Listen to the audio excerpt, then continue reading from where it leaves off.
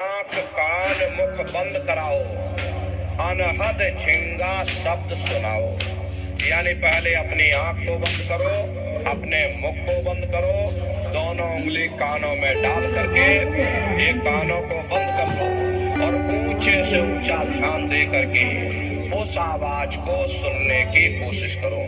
प्रेमी भाई बहनों, जब आप अपने कानों को बंद करके और ऊंचा ध्यान दे करके गौर से सुनोगे तो आपको ऐसा अनुभव होगा कि कहीं सीटी जैसी आवाज हमारे कानों में गूंज रही। इस तरह से सीटी जैसी आवाज शुरू में आप सभी को सुनाई पड़ेगी। शाम को अपने अपने घरों में जाकर बैठिएगा, एक कानों को जरा बंद कर लेना, गौर से सुनिएगा।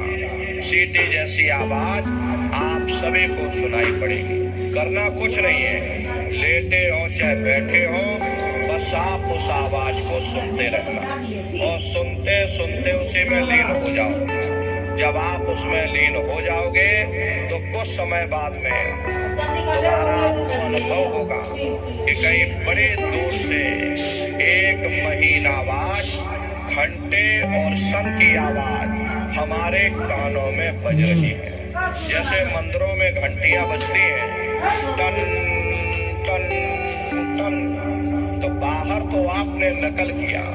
महात्माओं ने कहा था ये शरीर तुम्हारा सच्चा हरि मंदिर है। इसी हरि मंदिर के अंदर 24 घंटे और शंख की आवाज गूंज रही। उसी घंटे शंख की आवाज को महात्माओं ने शब्द कहा। आपकी धर्म पुस्तकों में लिखा है कि पोथी पढ़ पढ़ जग मुआ, पंडित भया न कोई, और 2.5 अक्षर प्रेम का पढ़े सो पंडित हुई।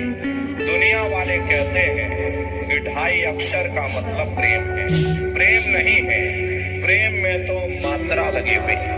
यहाँ पर जिस 2.5 अक्षर का वर्णन उन महात्माओं ने किया वो है शब्द शा आदा बा और ता। उसी शब्द को महात्माओं ने नाम कहा। कलयुग केवल नाम आधारा, सुमेर सुमेर नर उतर ही पारा। कलयुग में केवल नाम का आधार है। वो नाम तुम्हारे अंदर 24 घंटे गूंज रहा। तो उसी घंटे शंख की आवाज को महात्माओं ने शब्द या नाम कहा। उसी को मुसलमान फकीरों ने कलमा कहा। उसी को ईसा मसीह साहब ने वर्ड या लागस कहकर याद किया। उसी को गुरु नानक साहब ने अनहद वाणी कह करके याद किया। चीन में जो महात्मा हुए उन्होंने इसको ताओ कहकर याद किया। उन अलग अलग महात्माओं ने अपनी अपनी भाषा में हम लोगों को समझाने की कोशिश की कि भाई वो घंटे शंख की आवाज तुम्हारे सबके अंदर गूंज रही, वो आपको सुनाई पड़ेगी। लेकिन शुरुआती समय में आपको ऐसा मालूम पड़ेगा कि कहीं बड़ी दूर पर घंटियां बज रही, टन टन टन, लेकिन सुनाई हरे को पड़ेगी।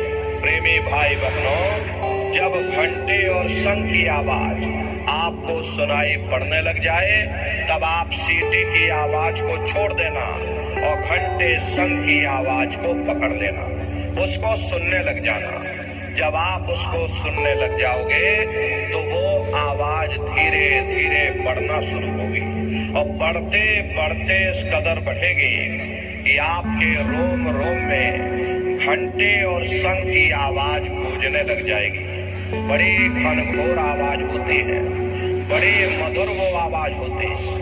ये दुनिया के जो संगीत आप सुनते हो उस रूहानी संगीत के सामने ये दुनिया के संगीत कुछ नहीं है। जब आप उस रूहानी संगीत को सुनोगे इतना भारी आनंद आपके ऊपर छा जाएगा, इतनी खुशी आपको होगी, ऐसा नशा आपके ऊपर चढ़ जाएगा, इतना आप उस आवाज में खो जाओगे कि आप सारी दुनिया को भूल जाओगे।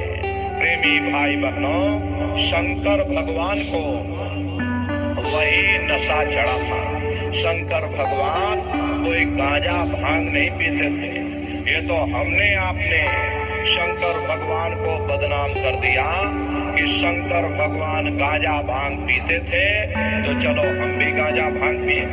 लेकिन है नन्नारियों, शंकर भगवान ने कभी गांजा भांग नहीं पिया।